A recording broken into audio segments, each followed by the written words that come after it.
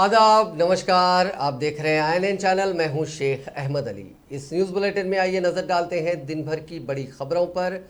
Chief minister के चंद्रशेखर राव ने इतवार के रोज़ वाजे कर दिया है कि तेलंगाना में TRS हुकूमत ने रियासत की तश्कील के बाद से अब तक वैट में 1 रुपये का भी इजाफा नहीं किया है और ऐसी सूरत में पेट्रोल और डीजल पर वैट में कमी का कोई सवाल पैदा नहीं होता। उन्होंने साथ ही मरकजी हुकूमत से मुतालबा किया कि वो पेट्रोल और डीजल पर आयद किए जाने वाले सेस में कमी लाए। प्रगति भवन में प्रेस कॉन्फ्रेंस से खिताब करते हुए चीफ मिनिस्टर ने मरकज की नरेंद्र मोदी हुकूमत को शदीद तनकीद का निशाना बनाया। साथ ही उन्होंने रियासत के बीजेपी सदर बंडी संजय पर भी तनकीद की। उन्होंने कहा कि 2014 से लेकर आज तक बैनुल अक़वामी सतह पर खाम तेल की कीमत में इजाफा नहीं हुआ। उस वक्त मरकज में बीजेपी इख्तिदार में आई, उस वक्त खाम ऑयल फी बैरल $105 था और आज भी इसकी कीमत $105 है।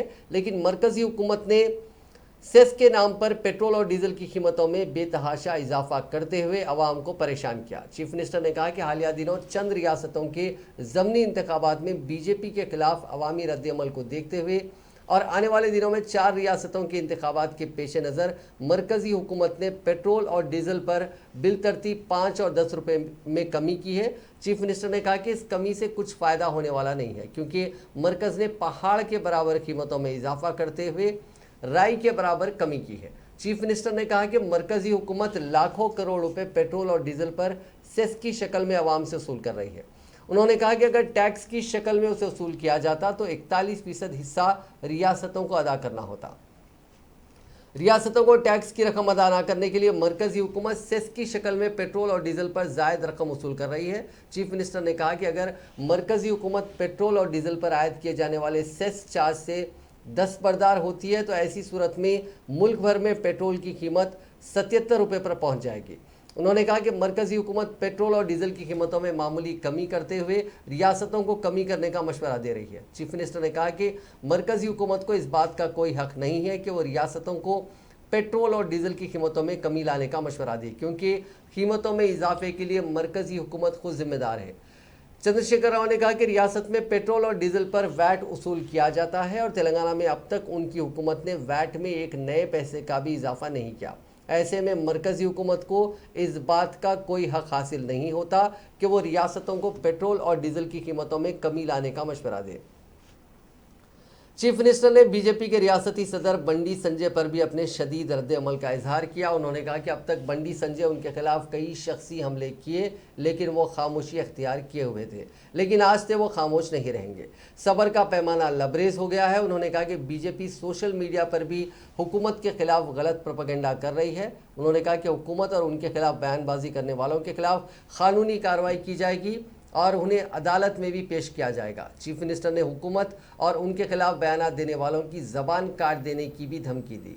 चंद्रशेखर राव ने बीजेपी के रियासती सदर बंडी संजय को एक चिल्लर सियासी कायद करार दिया। उन्होंने कहा कि बंडी संजय वक्त के चीफ मिनिस्टर को जेल रवाना करने की बातें कर रहे हैं। उन्होंने बंडी संजय को चैलेंज किया कि अगर उनमें हिम्मत हो तो उन्हें छूकर दिखाएं। अब हम खामोश रहने वाले नहीं हैं। अभी हमने कुछ सोचा नहीं है उस बारे में।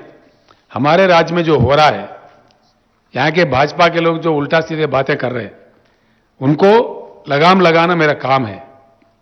मैं इस राज्य को लाने वाला हूं, पाने वाला हूं, हासिल करने वाला हूं और इस राज्य को अच्छा बनाने वाला हूं, बना दिया हूं।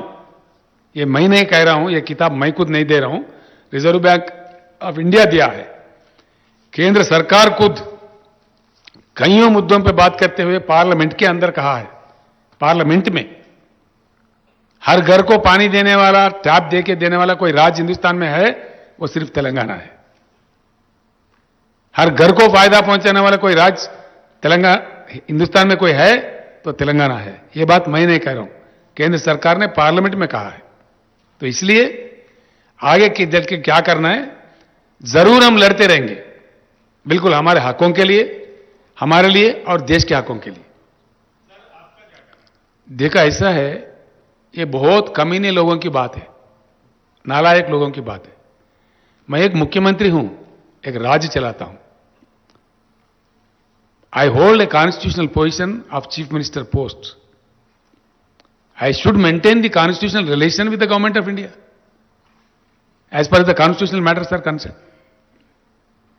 जब कोरोना की बात आई, केंद्र और राज्य सरकार मिलकर काम करते, कहीं अन्य बात आई मिलकर काम करते।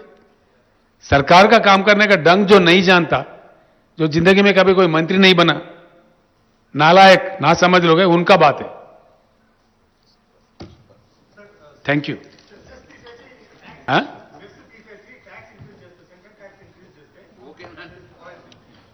అసలు పెట్రోల్ డీజిల్ ధరలు పెంచడమే తప్పు, అడ్డదారులు దొడ్డిదారులు కేంద్రం పెంచింది, మొత్తం విత్డ్రా చేసుకోమని మేము డిమాండ్ చేస్తున్నాం।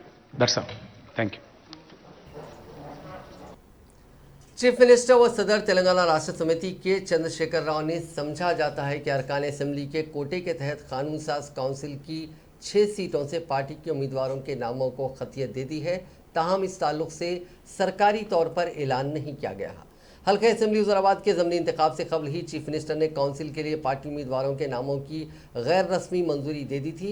ताहम उस हल्के से शिकस्त के बाद नामों में तब्दीली की गई है। मालूम हुआ है कि जिन सीनियर कायदीन के नामों को काउंसिल के लिए खतियत दी गई है उनमें साबिक deputy chief minister Kadiyam Srihari, S Madhusudhanachari, T Ravinder Rao, Gutha Sukender Reddy, L Ramana, Koti Reddy और पी कौशिक रेड्डी शामिल हैं।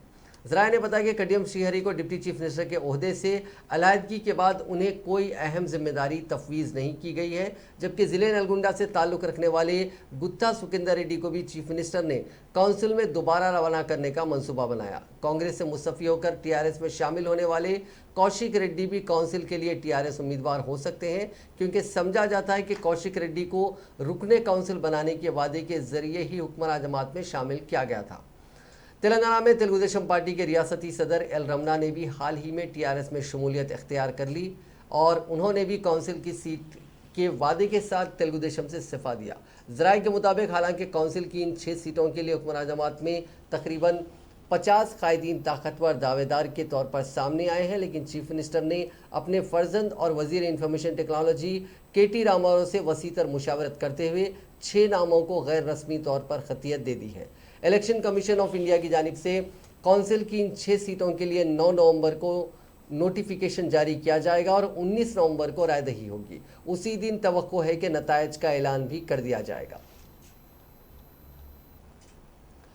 Telangana state road transport corporation ने डीजल की कीमतों में इजाफा और मुसलसल नुकसानात के पेश नज़र बस के किरायों में 25 से 30 पैसे फ़ी किलोमीटर इजाफे का मंसूबा तैयार किया है। वज़ीर ट्रांसपोर्ट पी अजय कुमार ने इस ताल्लुक से सदरनशीन महकमे RTC बाजी रेड्डी गोवर्धन और मैनेजिंग डायरेक्टर VC सजनार के अलावा दूसरे ओहदेदारों के साथ बस शरहों में इजाफे के उमूर पर तबादला ख्याल किया। चीफ मिनिस्टर KCR इस तजवीज़ पर फैसला करेंगे और तवक्को है कि रियासती काबीना के आइंदा मुनक्किद होने वाले इजलास में ये तजवीज़ पेश की जाएगी।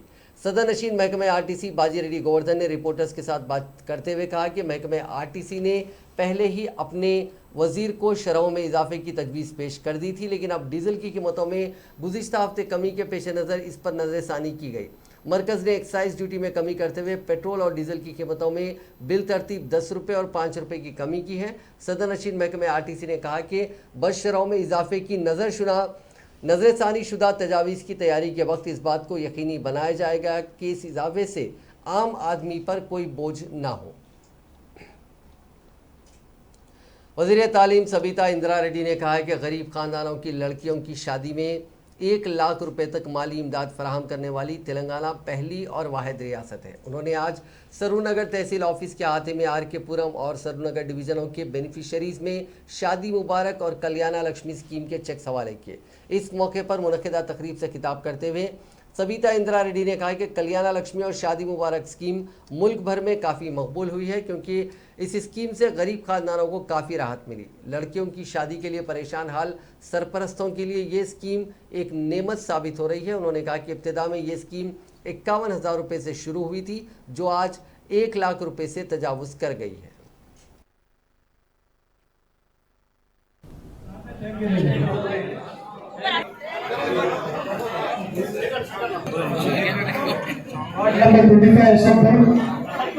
स्मेल बेगम हाँ उसे रहीना बेगम हाथ उठाओ। रहीना बेगम रहीना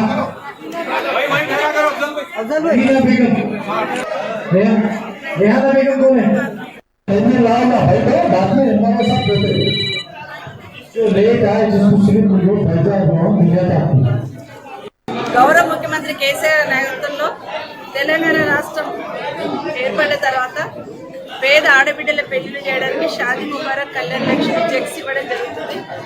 దేశంలో ఏ రాష్ట్రంలో ఇవ్వని కార్యక్రమం ఈ రాష్ట్రంలో అమలు జరుగుతూ ఉంది. పేరింటి బిడ్డ పెళ్లి చేయాలంటే ఆడబిడ్డ పెళ్లి చేయాలంటే ఒక భరోసా కేసీఆర్ గారు ₹1,00,000 మాకు వస్తాయని ఒక భరోసా కల్పించున్నారు.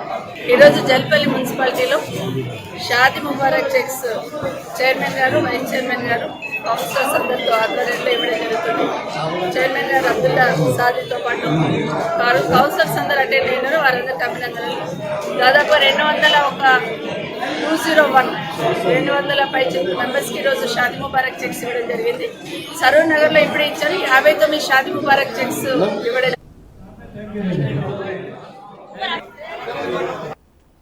रियासती वजीर तलसनी श्रीनिवास यादव ने कहा है कि वकला की फलाह बहबूद के लिए एडवोकेट्स वेलफेयर फंड कायम करते हुए उस फंड में 100 करोड़ रुपए फराहम करने वाली तेलंगाना मुल्क की पहली रियासत है। उन्होंने आज शहर के बागलिंगमपल्ली में वाक़ सुंदरया विज्ञान केंद्र में यादव तबके से ताल्लुक़ रखने वाले वकला के एक इजलास से खिताब करते हुए ये बात कही। श्रीनिवास यादव ने कहा कि तेलंगाना की तश्कील के बाद चंद्रशेखर राव हुकूमत ने यादव तबके की फलाह बहबूद के लिए काफ़ी काम किए हैं। ख़ास तौर पर यादव तबके को सियासी सतह पर आगे ले जाने के लिए इस तबके के कई कायदीन को अहम ओहदों पर फायज किया। फिलवक्त वो यादव तबके से रियासती काबीना में नुमाइंदगी करते हैं। इसी तरह चीफ मिनिस्टर चंद्रशेखर राव ने लिंगिया यादव को राज्यसभा का रुकन बनाया, जबकि असेंबली में यादव तबके के 4 अरकान नुमाइंदगी करते हैं। उन्होंने कहा कि यादव तबके को माशी तौर पर मुस्तहकम करने के लिए भेड़ बकरों की तकसीम का प्रोग्राम शुरू किया गया। इस प्रोग्राम पर रियासती हुकूमत 11,000 करोड़ रुपये खर्च कर रही है। यादव तबके में मुफ्त भेड़ बकरों की तकसीम अमल में लाई जा रही है, जिसकी वो अफजाइश करते हुए माशी तौर पर आगे बढ़ सकते हैं। वज़ीर मौसूफ ने कहा कि यादव तबके से ताल्लुक़ रखने वाले वकला के मसाइल को हल करने के लिए वो चीफ मिनिस्टर से नुमाइंदगी करेंगे।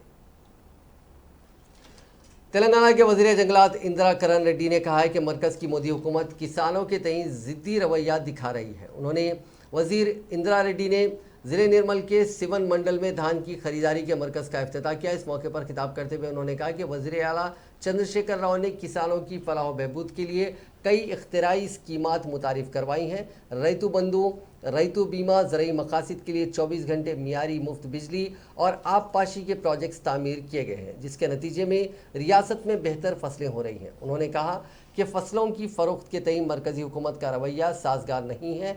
उन्होंने इल्ज़ाम लगाया कि मरकज़ी हुकूमत अनाज की खरीदारी के मामले में गैर जिम्मेदारी से काम ले रही है। वज़ीर आला ने इस मसले पर बातचीत के लिए दिल्ली का दौरा किया और इस मसले को मरकज़ी हुकूमत के अहदेदारों के साथ उठाया, लेकिन उन्होंने अपना रवैया नहीं बदला। फूड कॉरपोरेशन ऑफ इंडिया का कहना है कि उनके पास 4.5 साल के लिए काफ़ी अनाज है और वो मौजूदा तौर पर धान नहीं खरीद सकते। इसके लिए किसानों से ख्वाहिश की गई है कि वो मुतबादिल काश्त करें।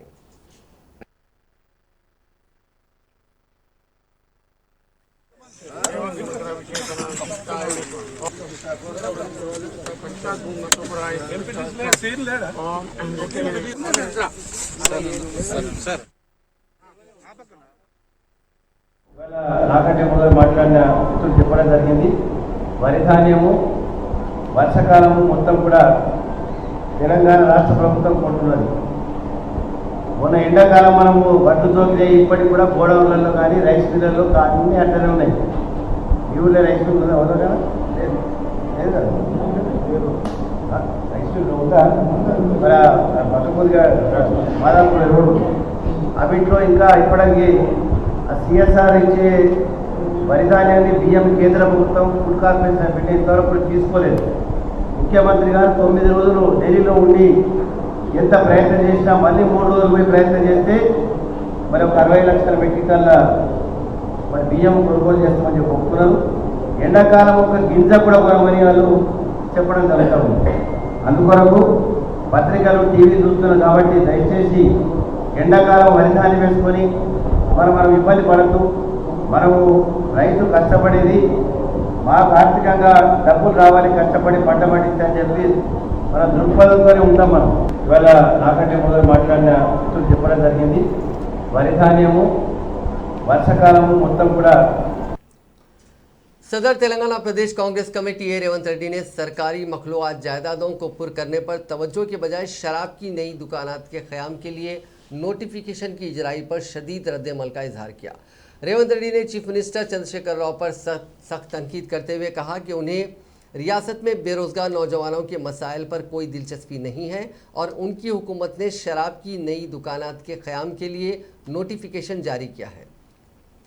उन्होंने कहा कि रियासत में बेरोजगारी की शरह में हौलनाक इजाफा हो गया है और हुकूमत बेरोजगार नौजवानों को सरकारी मुलाजिमतें फराहम करने के बजाय शराब की दुकानात कायम करने पर तवज्जो मरकूज़ की हुई है। उन्होंने रियासत में किसानों के मसाइल के लिए रियासती हुकूमत को जिम्मेदार ठहराया और कहा कि किसानों से धान की खरीदी के कोई अमली इक़दामात नहीं किए जा रहे हैं, जिसकी वजह से किसान परेशान हैं।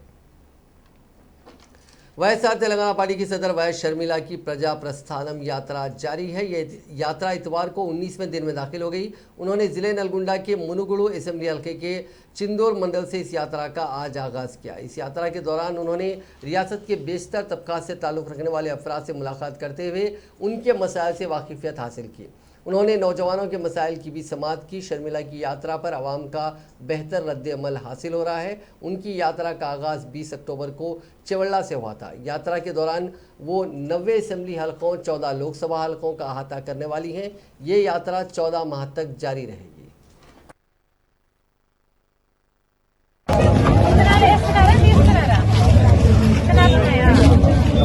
వర్షాలు వచ్చి మొత్తం ఆగమైంది మేడం ఈసారి. పాత్రగా ఉంది మేడం. ఇప్పుడు లేక కొనుగోలు చేయక 7,000, 6,000, 3,000, 10,000 ఇట్లా ఇక్కడ 6,000, 7,500 ఇక్కడ నిన్న వాళ్ళకి 8,000 రూపాయలు అన్నారు, 8,500 అన్నారు. పక్క రాష్ట్రాల్లో 9,000 అంటారు. ఇప్పుడు ఇవ్వాలని 7,500 అంటున్నారు. ఈ చేయాల పత్తి లేక ఏం లేక ఇప్పుడు 7,000. ఈ రోజు అయితే 7,500, 600, 8,000 రూపాయలు ఈ రోజుకి క్వాలిటీని బట్టి చేసుకుంటాం. ఇక్కడ సిసిఐ ఏడ సెంటర్లు ఓపెన్ చేయలేదు. ఏమంటే ఏమని కలిసి మేడం చేతి వల్ల సార్ ఉన్నప్పుడు సార్ ఉన్నప్పుడు ఇట్లా ఆ రోజులో 7,500 రూపాయలు క్వింటల్ అమ్మినాం. ఇవాళ 20 ఏళ్ళ చరిత్రలో ఖర్చు తక్కువ. ఇవాళ కాదు, ఇవాళ ఖర్చు ఎక్కువ. ఆయన 25 రూపాయల కూలి వేసినాడు, 7,000 రూపాయలు అమ్మినాం. గవర్నమెంట్ ఏమి ఇస్తున్నాడు? ఏం లేదు. ఇప్పుడు ఇచ్చింది ఏమి ఉండాలి? సీసీఐ ఓపెన్ చేసి కొంచెంగా లెక్క ఉన్న ఓట్లే వద్దంటుండు.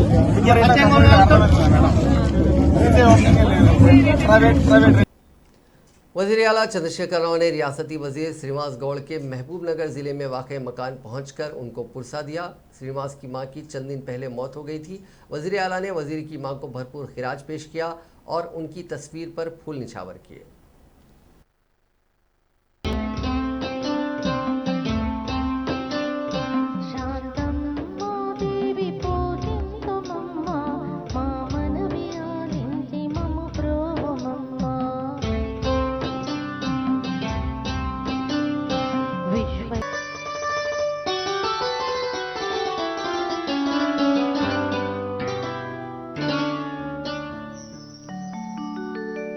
మనసున మనసై బ్రతుకున బ్రతుకై మనసున మనసై బ్రతుకున वज़ीर आला चंद्रशेखर राव के इसी प्रोग्राम के दौरान टीआरएस एमएलए गोवला बालराजू की पुलिस के साथ झड़प हो गई। इब्तिदा में वहाँ पे पुलिस ने सिक्योरिटी इंतजाम किए थे और कुछ इलाकों में सिर्फ वज़ीर आला की कार को ही एंट्री दी गई थी। बाकी वुज़रा और एमएलएस के लिए पार्किंग का अलहदा इंतज़ाम किया गया था। लेकिन टीआरएस एमएलए बालराजू वहाँ पहुँचे और ज़िद करने लगे कि उनकी कार को भी वज़ीर आला की काफ़िले के साथ पार्किंग की इजाज़त दी जाए। बातचीत दोनों में जब दोनों में आर्ग्यूमेंट शुरू हुआ तो ये आर्ग्यूमेंट एक तल्ख बहस में तब्दील हो गया। उसके बाद गोवला बालराजू ने मुबैना तौर पर पुलिस के कुछ अहलकारों के साथ बदसलूकी की और उनके साथ बदतमीज़ी से बात की। इस बात को लेकर दीगर आला ओहदेदार काफ़ी गुस्से में आ गए और उन्हें कहा कि वो रुकने असेंबली हो सकते हैं और उन्हें बहैसियत रुकने असेंबली जो इज़्ज़त देनी चाहिए थी पुलिस अहलकार उन्हें इज़्ज़त दे रहे हैं। लेकिन एमएलए होने का मतलब ये नहीं होता कि वो ड्यूटी पर तैनात पुलिस अहलकारों की बेइज्जती करें।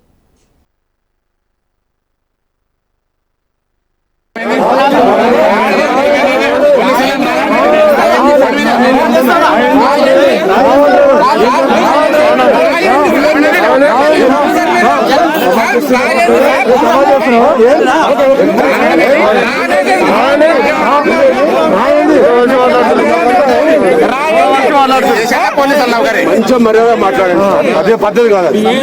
రానంటే మీ గొప్పతనం ఏమి రాదు, రానంగానే మీ గొప్పతనం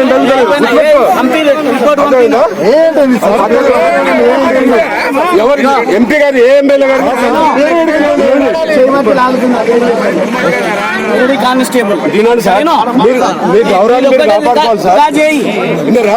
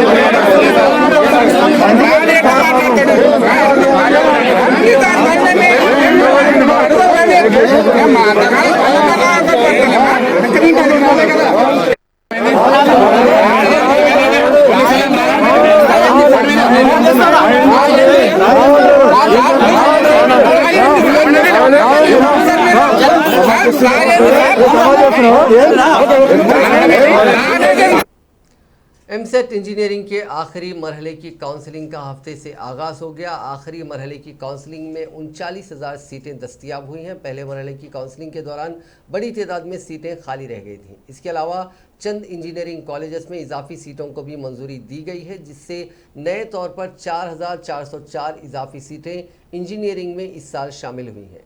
इस साल से रियासती हुकूमत ने माशी तौर पर कमज़ोर तबकात के लिए EWS कोटा के तहत 10% सीटें मख्तस करने का फैसला किया है।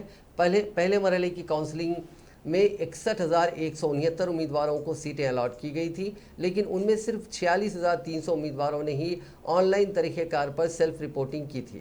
उसमें भी तकरीबन 3,800 उम्मीदवारों ने रिपोर्टिंग के बाद दाखिले को मनसूख कर लिया, क्योंकि उन उम्मीदवारों ने कौमी सतह के मुसाबकती इम्तहानात IIT, NIT और IIIT में क्वालिफाई करते हुए दीगर इंजीनियरिंग कोर्सेज में दाखिला लिया।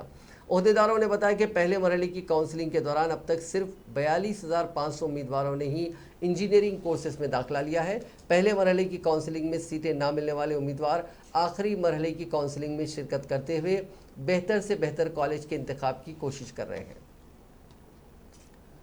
उस्मानिया यूनिवर्सिटी में common post graduate entrance test यानी CPJET 2021 के ज़रिए मुख्तलिफ प्रोग्रामों में दाखिले के लिए इतवार को तफसीली शेड्यूल जारी कर दिया गया। असनाद की ऑनलाइन तनक़ी के लिए अहल उम्मीदवारों की जानिब से नामों के इंदराज की आखिरी तारीख 12 नवंबर मुकर्रर की गई है और ऐसे उम्मीदवारों की फहरिस्त 14 नवंबर को आवेज़ा की जाएगी जिनकी असनाद की तनक़ी मुकम्मिल हो गई है। अगर तस्हीह या एडिटिंग की ज़रूरत पेश आई तो ऐसी सूरत में उम्मीदवारों को 15 और 16 नवंबर को मौका दिया जाएगा और 21 नवंबर के दरमियान वेब ऑप्शंस इख्तियार किया जा सकेगा।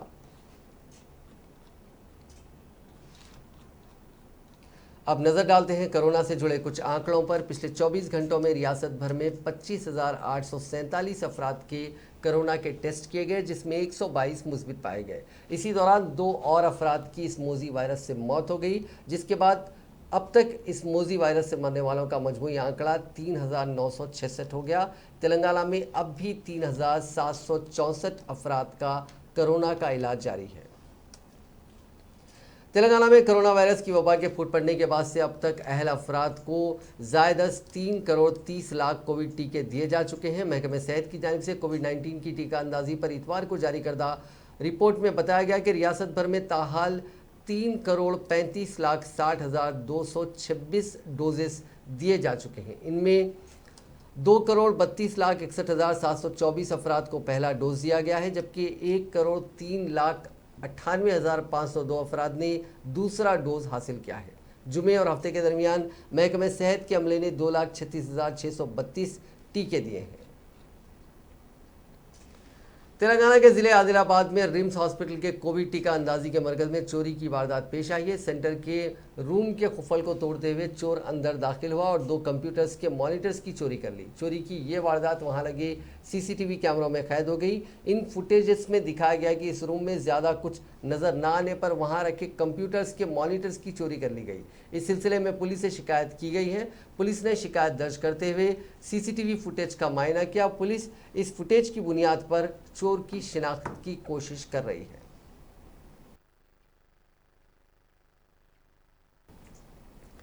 हालत नशा में गाड़ियां चलाने के वाकयात में कमी के लिए ट्रैफिक पुलिस की जानिब से शहर हैदराबाद के यूसुफगुड़ा और राजेंद्र नगर इलाकों में कल शब हालत नशा में गाड़ियां चलाने वाले अफराद के खिलाफ मुहिम चलाई गई।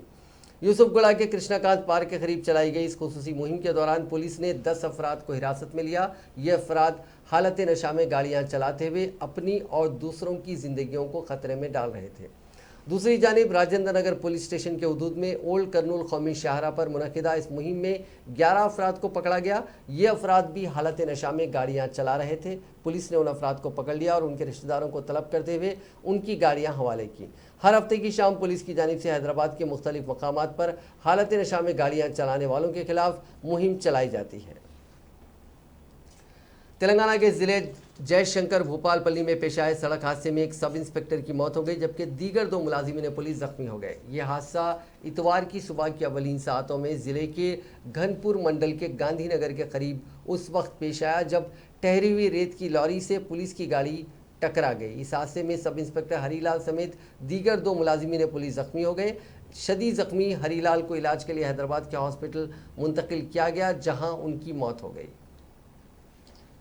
आंध्र प्रदेश के जिले अनंतपुर में पेश आए सड़क हादसे में 2 अफराद हलाक और 5 दीगर जख्मी हो गए। यह हादसा जिले के ताड़ीपत्री मंडल के करीब उस वक्त पेश आया जब मजदूरों को ले जाने वाली गाड़ी उलट गई। मिनी ट्रक ताड़ीपत्री से कपास के खेत में काम के लिए मजदूरों को ले जा रही थी कि उसके ड्राइवर ने उसका तवाजुन खो दिया और ये गाड़ी उलट गई। हादसा इतना शदीद था कि 2 मजदूर मौके पर ही हलाक हो गए जबकि दीगर 18 शदीद जख्मी हो गए।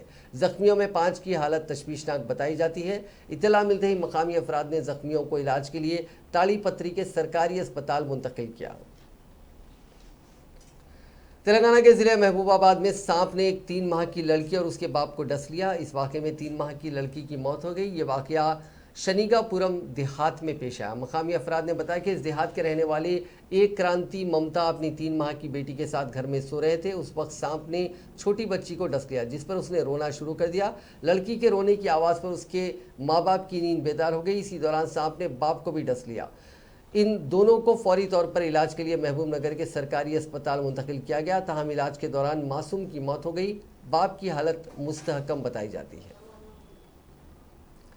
महकमा मौसमियात ने तेलंगाना और आंध्र प्रदेश में कहीं कहीं आइंदा 5 दिन के दौरान मूसलाधार बारिश की पेशकयासी की है। यहाँ जारी करदा एक बुलेटिन के जरिए विशाखापट्टनम के माहीगीरों को मशवरा दिया गया है कि वो 13 नवंबर तक समंदर में ना जाएं। बुलेटिन के मुताबिक तेलंगाना के कई अजला में इस मुद्दत के दौरान हल्की ता औसत बारिश का भी इम्कान है जबकि चंद अजला में मूसलाधार बारिश हो सकती है।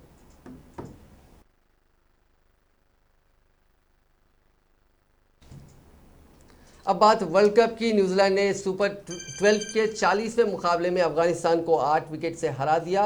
न्यूजीलैंड की जीत के साथ ही हिंदुस्तानी टीम के सेमीफाइनल में जगह बनाने की उम्मीदें भी खत्म हो गईं। अगर इस मैच में कीवी टीम हारती तो ही हिंदुस्तान टॉप 4 में आगे बढ़ सकता था, लेकिन ऐसा देखने को नहीं मिला। न्यूजीलैंड ने न सिर्फ मैच जीता बल्कि सेमीफाइनल का टिकट भी कटा लिया। टॉस जीतकर पहले खेलते हुए अफगानिस्तान के बल्लेबाजों ने मायूस किया और टीम 20 ओवर्स के खेल में 8 विकेट के नुकसान से सिर्फ 124 रन ही बना सकी। नजीबुल्लाह जादरान 73 के टॉप स्कोरर रहे जबकि ट्रेंट बोल्ट के खाते में 3 विकेटें आईं। 125 रनों के टारगेट को कीवी टीम ने बहुत ही आसानी के साथ 18 ओवर और 1 बॉल के खेल में सिर्फ 2 विकेट के नुकसान पर हासिल कर लिया। साल 2012 के बाद ये पहला मौका रहा जब team India T20 world cup के सेमीफाइनल में जगह नहीं बना सकी।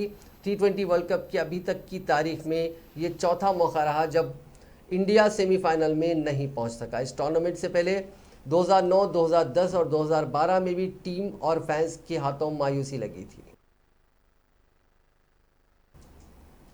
नाजरीन, इस न्यूज़ बुलेटिन में बस इतना ही। देखते रहिए INN चैनल।